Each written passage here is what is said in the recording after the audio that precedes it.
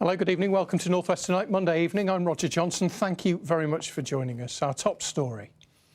Fears for Alan Hansen as the Liverpool legend and TV star fights for his life in hospital. Stars from across football have sent good wishes to the 68-year-old. Also tonight, Manchester Airport prepares for 1,000 Hajj pilgrims as they travel to the holiest site in Islam. It's a journey of a lifetime, basically. It's something which, people kind of work up to their whole life. Double delight. It's a clean sweep as Wigan and St Helens win the men's and women's Challenge Cups. 20,000 bikers descend on Barrow to celebrate the life of hairy biker Dave Myers. Go on, Barrow and Furness! He would have been chuffed to bits, to use his words. And it's been a disappointingly cool-feeling day today. But for some, like Linny on the Isle of Man, we did see some decent spells of sunshine. How are we doing for tomorrow? Are the temperatures going to rise? Join me at the end of the programme. I'll give you all the details.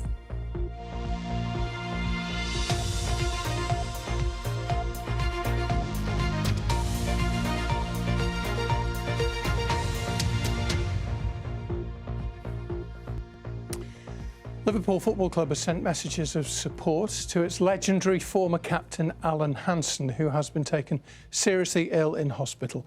The 68-year-old has been a key figure in the footballing world, both as a player and as a pundit. Yunus Muller is live for us at Anfield tonight. This is very worrying, not just for the football world, of course, but particularly for Alan's family. Yunus, he's a very big figure both in the game and on TV. Roger, anyone who's watched Alan Hansen play in those teams of the 1970s and 80s will tell you what an incredible player he was. He's a Liverpool legend and one of the great figures in British football. During his playing career here, he won 16 major trophies, including 8 league titles and 3 European Cups. He is a real legend here and, as I say, one of the great names in British football, and that's why it's come as such a huge shock to discover that he's seriously ill and in intensive care. In a statement, Liverpool Football Club have said the thoughts and support of everyone at Liverpool Football Club are with legendary former captain Alan Hansen, who is currently seriously ill in hospital. The club is also in contact with Alan's family to provide any support they need. Scotsman, of course, by birth, Yunus. He's made the North West his home. He's lived here for decades. And, of course, many more people will have seen him as a pundit on Match of the Day for a long, long time. He was a familiar face on television. His punditry was insightful and influential on Match of the Day. He spent more than 2 decades, in fact, with the show. The presenter of the show, Gary Lineker, has described what's happened as horrendous. The Scottish Football Club, on arriving into Bavaria for the Euros, when told about Alan's condition, said their thoughts are also with his family. Now, also, there have been messages on X from Alan's former teammate John Aldridge, who says all our thoughts as ex-Liverpool players are with Alan, Jockey as he was affectionately known, Hansen, and with his family. Let's hope he can pull together, and through his illness you'll never walk alone. Yunus, thank you very much. Yunus Muller there, live for us at Anfield. Now, around 1,000 people have left Manchester Airport for the annual Hajj pilgrimage to the holy city of Mecca. Hajj takes place during the final month of the Islamic calendar, usually in June or July, and brings together millions of Muslims from all over the world. Hajj begins on Friday this year, as Mairead Smith reports. Checking in for one of the last flights to get people to Mecca in time for the start of Hajj. Every single Muslim, whether you're travelling or not, it's just a special time for everyone. And for some people, it's probably the first time they might have been on an airport. So just to navigate themselves around the airport might be quite tricky. And last thing you want to do is try and find out, I need to go find a prayer place. Where is it? We're just here to provide those answers. Hassan is a Hajj guide. This is his 11th pilgrimage to Mecca. It's an honour to be able to serve these people. We don't look at it as a job. More than anything, it's the highest honour that, there's these people who are going for a journey of a lifetime, and we're able to facilitate them. So that alone is, it's a blessing in itself. Around 1,000 people will have departed from Manchester Airport for the Hajj pilgrimage, and it starts on Friday, so today's flight and tomorrow are the final chances for people to make it to Saudi on time. The pilgrimage itself will last for around 5 days. Pilgrims can prepare for their journey before they board their flight. A prayer area is set up and changing zones, so Muslim men are dressed in the ihram. They have to be in the Hajj gear, which is ihram, before they enter certain boundaries of Saudi Arabia. So that's why those Hajjis who are traveling direct to Jeddah, they will come into ihram at Manchester Airport before they board the flight. For many people making the journey from Manchester today, this is their first Hajj. Just want to get there, just want to experience it. I hear people say it's just a magnificent place, so I'm just yet to go and experience it myself. I've been before, but he hasn't, so really excited for him, but also nervous for both of us. So why are you nervous, given that you've been before and he hasn't? You want to get everything right. It's so important. The journey is so significant. You can't afford to get anything wrong, so it's the pressure. I'm looking forward to going for the first time with my wife and my son and my younger brother as well. You know, we've been looking forward, we've been planning for a year, so we're ready and we want to be part of it, you know, dressed for the occasion. That's what it is.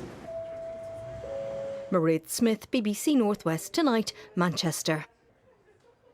And we wish them a safe journey. Now let's turn to the general election for a couple of minutes. 24 days to go now. And your voice, your vote. Well, lots of you have been telling us what you think are the key issues in the campaign. And several people got in touch about Brexit. Remember that? And its impact. Hillary from Manchester said that the UK's relationship with the EU is the biggest elephant in the room. The Tories haven't said a word about it, while Labour have mentioned it almost in passing. Why won't they talk about it, she asks. E. Clarkson says food and fuel prices are up and people can't cope. All of this has happened since we left the EU, so when are we going back in? And Barry James asks, how will the parties fix the mess left by Brexit? Will they join the customs union? Also, how much of an issue is it really for voters? I've been to 2 places which had strong views in the EU referendum back in 2016. Withington in Manchester. At 60%, it was part of the area with the highest Remain vote in the Northwest in the 2016 EU referendum. No pictures, please. No pictures, please. Although it wasn't easy to find anyone who really wanted to talk about it now. Pete and Amy are musicians, out enjoying a coffee with friends. Brexit does feel very in the rear-view mirror. I feel like the parties aren't wanting to talk about it anymore. It's some kind of, almost it's like a poison chalice. It's more something that I just think it's more like a sadness, I think, that it happened. Seems like people are trying to sort out the issues rather than go back in, definitely. In Blackpool, the area with the highest Leave vote, 67% wanted to get out of the EU.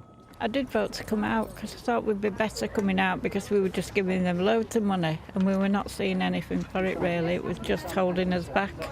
So, and I think now it's taking time, but I do think we're getting better.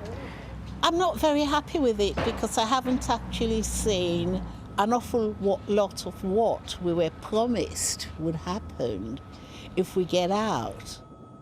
The Independent Office for Budget Responsibility estimates that Brexit has made the UK economy 4% smaller than it might have been. The Economist newspaper says that higher trade barriers have seen goods exports shrink by 10% since 2019. But Brexit's been followed by a global pandemic, the shock of a mini-budget and war in Ukraine, all with significant impacts of their own.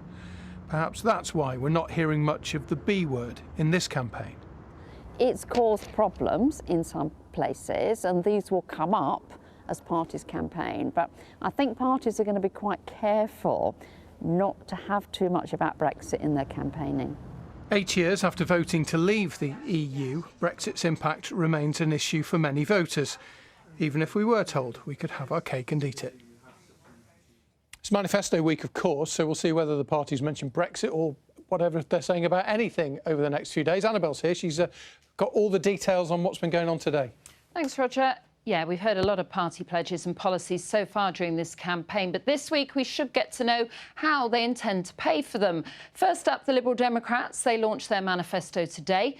Remember this, when the leader, Sir Ed Davey, fell into Windermere? Well, he was on drier ground today. He pledged to overhaul the water industry and tackle sewage pollution. And he also spoke about the importance of carers, citing his own experience of being a carer for his disabled son and for his mother. The party plans to reverse tax cuts for banks and closing tax loopholes for the wealthy. And we expect to hear from the other parties when they launch their manifestos in the next few days. Meanwhile, Labour's Deputy Leader, Angela Rayner, has been around the region in their battle bus today. She stopped off at the country's most marginal seat, Bury North, which was won by the Conservatives last time, and was asked if Labour was a shoo-in this time. Well, we're not taking a single vote for granted, and no vote has been cast yet. Look, you know, people have to vote for that change. We've had 14 years of Tory chaos and they've crashed the economy, bills are sky high, nothing seems to work anymore. That's why we need that change with Labour. Meanwhile, the Education Secretary Gillian Keegan, who grew up in Knowsley, visited Crewe and Nantwich today. The Conservatives are hoping to keep hold of that seat that they took from Labour in 2019. Don't forget, all the candidates for every parliamentary seat are on the BBC News website. Roger. Thank you very much, Annabelle, very much indeed. Right, we'll be celebrating double success in the Challenge Cup shortly, and Kay will be here with the weather. But first, an investigation is underway into the death of a 20-year-old man who became seriously ill in a Manchester nightclub. The man died in hospital after an ambulance was called to the Hidden Club in Cheetham Hill in the early hours of Saturday. 3 people were hurt when a taxi collided with an ambulance on an emergency call. It happened at Switch Island in Liverpool last night. 2 ambulance staff and a passenger in the taxi were treated for minor injuries. And branches of Barclays in Preston, Stockport and Bury have been vandalised. Palestine Action says it targeted up to 20 of the bank's buildings across England and Scotland in protest at its links with Israel's weapons trade and fossil fuels. Now, a food pantry, which was set up by Everton Football Club, is helping tens of thousands of people through the cost of living crisis, having previously helped them during the COVID pandemic. Everton in the community is behind the project, which provides high-quality food for just £3.50 a week, as Lindsay Prosser reports. A queue forms before the pantry opens. Members are charged £3.50 for a bag of shopping, which includes fresh fruit and veg and meat. The aim is to create a feeling of community here, so no one feels shame in using the pantry. No, there's no shame at all. As you can see, there's a lot of people here already. There always is from about 9 o'clock, so it doesn't bother me at all. No. High-quality, discounted food is available every week at the Blue Base, which is home to Everton Football Club's charity, Everton in the Community. The food comes from a variety of sources, including fans supporting food banks who collect on match days. And it goes a long way to helping people stretch their budget. People are struggling, and that money that they save can go on the things that have gone up in price, like their gas and electric, the transport costs, broadband, mobile phone, whatever it may be that they need to spend their money on. You know, this helps them. It helps me a lot with my budget. You're talking nearly £40 worth of food for £3.50 nearly, so it gets you through the week. It's good. How many? The pantry was set up 2 years ago in response to the effects of the pandemic and the rise in the cost of living. Some grapes. It's so sad in this life we live in this era, that we should be having these, but Everton in the Community do it the best. You've got the biggest grapes as well, I believe. Former Everton player and club ambassador Ian Snowden is a regular volunteer. I do enjoy it, yeah. I like to see people, I like to meet different people. I played for the football club, so it's nice to talk about football and life in general. Friendships have been made here, and Kate, who doesn't want to go on camera, is grateful for the support she's received. Forward to us every Thursday morning, queuing up. And you get served by an Everton player? Well, yeah, but that's what we'll have to do, even though I'm a Red.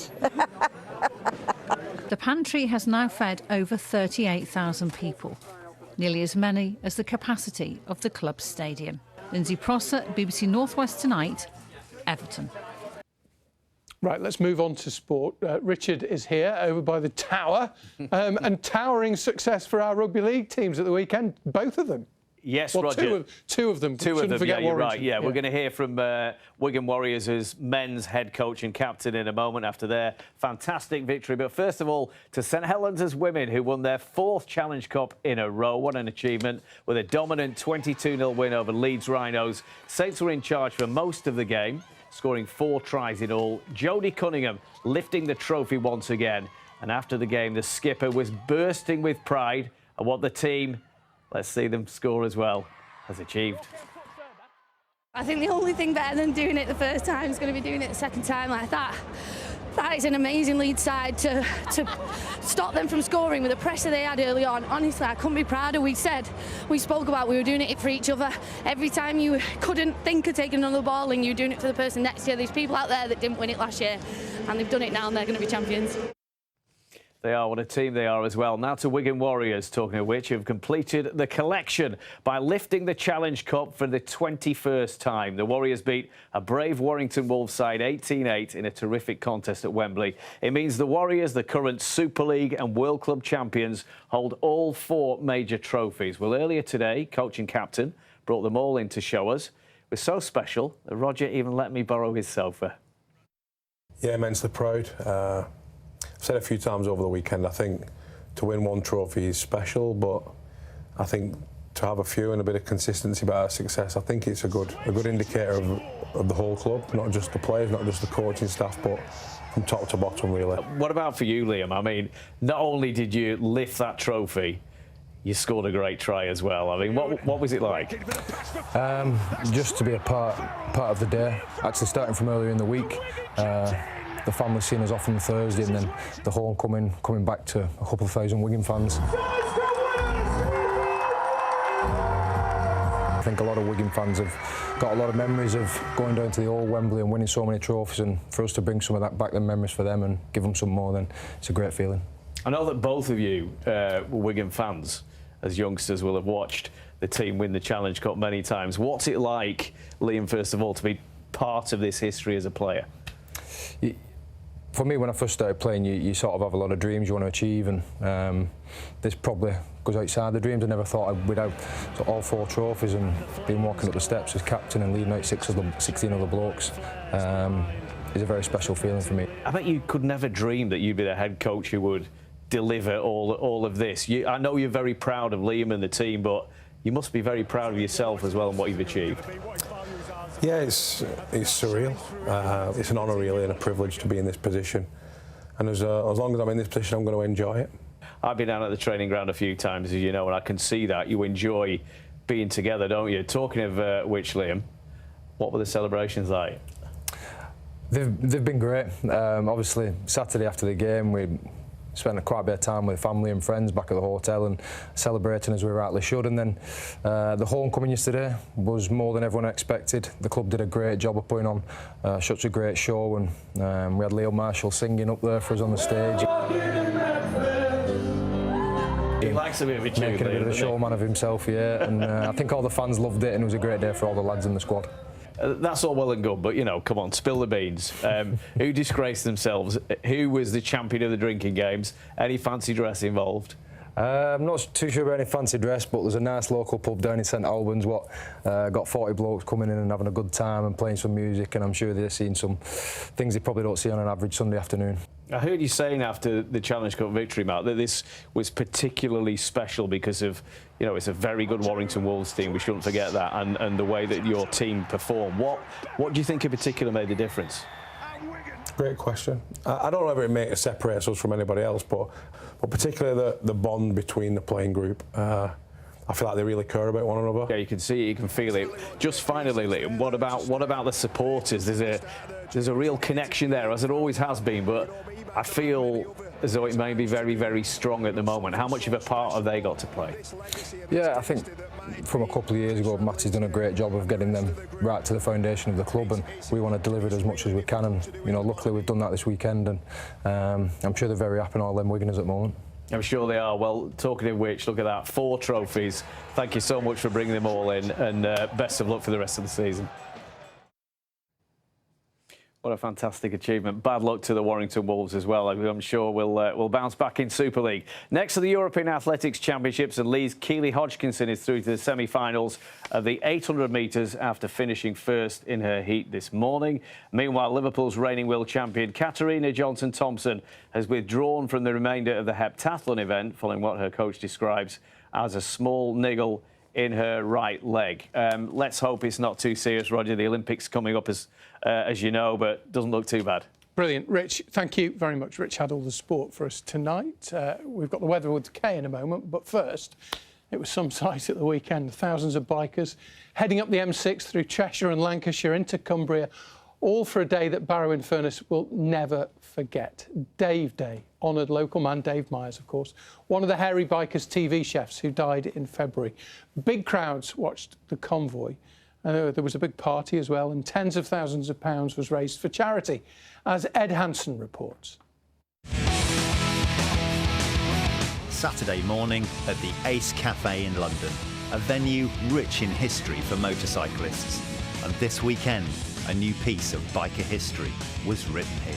It's a Dave Day. We're here to celebrate such a beautiful human who we've sadly lost, and us bikers have got together and we're going to have a Dave Day. Motors running, thousands are heading out on the highway north to honour Dave in his hometown, nearly 300 miles away.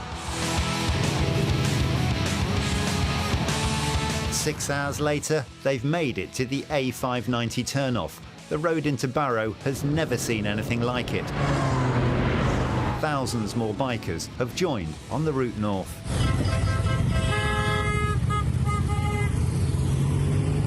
In the town, preparations to honour Dave, a man who liked loud shirts, loud music and food. 3 boxes ticked then at the town's rugby league ground. Everybody we spoke to said he was such a great guy, and you know, it's an absolute honour. You know, this is amazing. All these people doing this stuff for this one guy, it's just fantastic, isn't it? And everywhere you look in this town, you see the love for one of their own. He's a great fella. I mean, he worked in the hospitals, he worked in the college. Yeah, he was a really good guy and a big loss to the town. When you see him or talk to him, you smile, because that's what he was like. He was a fantastic person. I'm here because I used to love the Hairy Bikers, used to watch them all the time. And I just love the fact that so many people in this event and so many people are coming out to show their respect for him. So it's a spectacle for Barrow, but also a day for remembrance and to remember one of our own, really. Down to earth, lovely fellas. Yeah, just like us. Just like a true Barrovian. By 3 o'clock, in the saddle, steady progress. And they're getting close.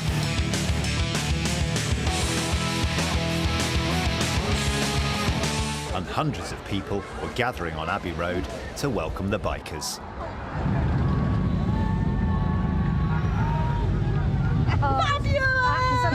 High spirits and high fives were the order of the day.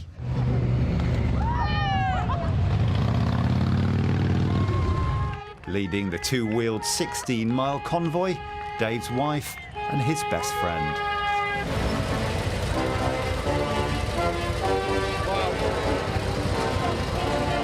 Just mind-blowing. All of the over bridges all the way from London up to Barrow-in-Furness. People waving and showing kindness and courtesy and unbelievable. And then coming through Barrow, I could hardly see because I was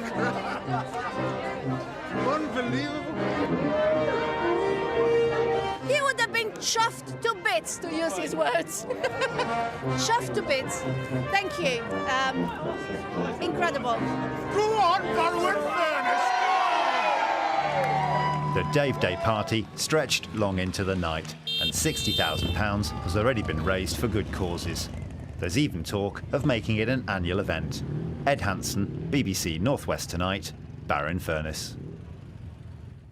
That's a great idea. Every year, Dave Day. Lots more about Dave Day, a day that Barrow-in-Furness will never forget, on our social media and online platforms. They had good weather for it as well, didn't they, Kay? They did. Chilly though, isn't it? chilly, disappointingly cool. Look at this picture. I loved it because I do love Lyme Park. You can just about make the cage out and the view of the Manchester skyline with some spells of sunshine. Equally, some spells of sunshine on the Wirral. As it stands at the minute, though, we have got some thundery downpours. More on that in a minute. Thank you for sending your pictures in. If you would like to send yours in, then you can do so. Join me on socials, or, do you know what, become a weather watcher and just tell me what it's like where you are. We'll get your pictures on the programme. So, what's going on? Well, it's unsettled, it's cool, it's going to stay like that as we head through tomorrow. Wednesday is not looking bad. Temperatures will pick up as we go through Thursday, but that's because we're going to start to see some heavy spells of rain. So let's look at the pressure chart. You can see that front that brought the early rain. We've got a weak trough at the minute, bringing us some showers. Some of those are thundery. High pressure starts to build a little bit. So Wednesday looks settled, but waiting out in the wings. Next area of low pressure, wet and windy conditions to come on Thursday. So like I said, at the minute, just outside of settle, we've had quite a few strikes of lightning. Overnight tonight, there'll be 1 or 2 showers, more frequent for parts of Merseyside and coastal parts. Temperatures, really chilly. We had the heating on last night, 6 to 10 degrees, and it will get cooler than that in some more rural spots. So it will be a chilly start for some tomorrow morning. And from the word go, there could be the odd isolated shower. But broken clouds, spells of sunshine. You will see more in the way of cloud developing, and like today, we'll start to get some showers pushing in into the afternoon. And again, one of those could be heavy, could hear the odd rumble of thunder. Temperatures 13 to 15 degrees. So that is a good 4 degrees below where we should be at this time in June. But as high pressure starts to build in, we'll see those showers dying away. Now, what's going to happen is we'll start to lose that cold Arctic air. We'll start to draw up more southwesterly air, so milder, but average for the time of year. But with the front involved, we are looking at spells of rain. So we're still talking about Wednesday being the best day of the week. There'll be a fair amount of cloud, very small chance of the odd isolated shower. For most, it should be dry, and temperature-wise, getting to about 15 degrees, climbing up to the dizzy heights of 17, 18 by the weekend. But like I said, heavy rain on Thursday. Just rewind that. You know I listen to every word that you utter. Yes? You smuggled that around in the middle of that. We had the what on last night? Put a jumper on. I had my dressing gown on in bed and the heating on. Ooh. There's an image that comes with. Like an old lady. Thank you for watching. Have a good night.